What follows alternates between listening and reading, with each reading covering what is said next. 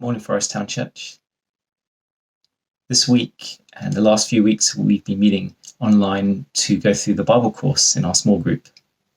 And we reached the end of the Old Testament this week, and we're left in a place where the coming Messiah is what everyone is hoping for.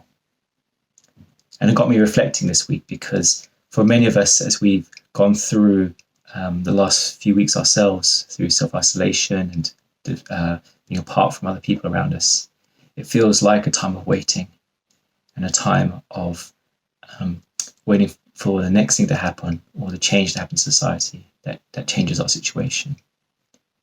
So much of what we read in the Old Testament sometimes parallels what happens in our society right now. And the passage which I'd love to share this morning is from Isaiah chapter 9, verse 6. And Isaiah writes in a situation where the nation of Israel has been taken out of their promised land, and they've been placed into exile and waiting for something to happen, something to change in their situation. I'm not sure what it feels like for you in where you are right now. Maybe your mum homeschooling your kids and just trying to get to the end of the day. Maybe you're a worker starting to go out. Maybe you're at home and you're having to study and do your homework or work as best you can to fulfill your job, and hoping for your job to still be there the next week. I know for many of us, we don't know and can't predict the future. And so it was in Israel's time when Isaiah wrote these words. And I pray that they would give you hope, and they would give you encouragement to know that there is a God out there who has chosen to enter into our lives and enter into our situations, and is walking alongside us right now. So these verses are well known as we read them at Christmas time. They're verses that encourage us and give us direction and redefine our lives, I think, at the end of every year. But I'd love to read them now as verses that would hopefully encourage us for this week. Isaiah chapter 9, verse 6, it says this: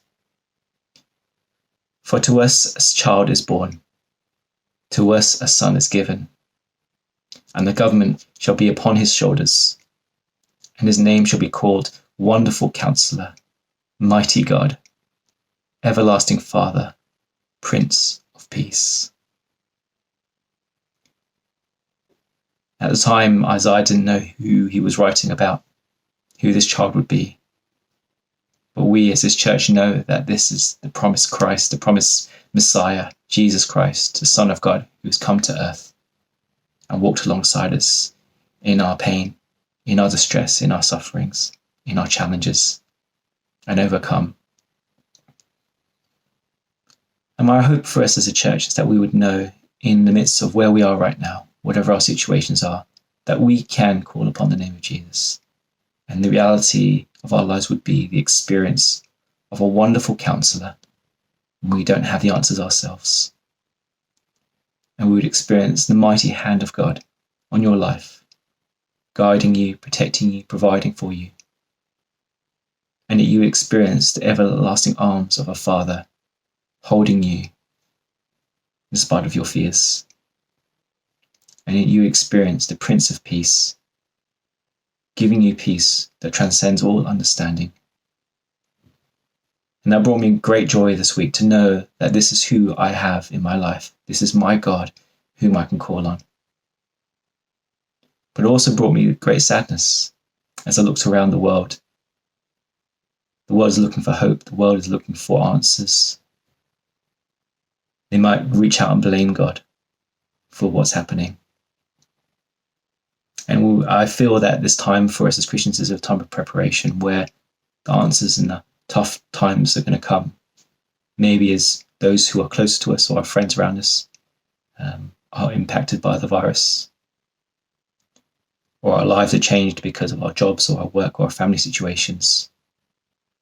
And I pray that the church would be one, we would experience the truth of who this God is in our lives, and that would shine out.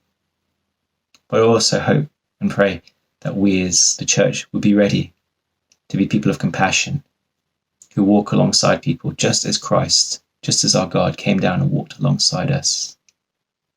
And as we reach out with compassion, the true life of God would radiate from our lives. that they may also experience the person of Christ as the wonderful counselor, as mighty God, as an everlasting Father, and as their Prince of Peace. So maybe we can pray for that in our world right now, that the church would shine brightly because of who our God is. And out of compassion and out of joy, we would serve our world and be ready to bring the good news in the name of Jesus to them. Pray that you be encouraged today, and that the wonderful counselor would guard your mind and your hearts and all that you do. Be blessed.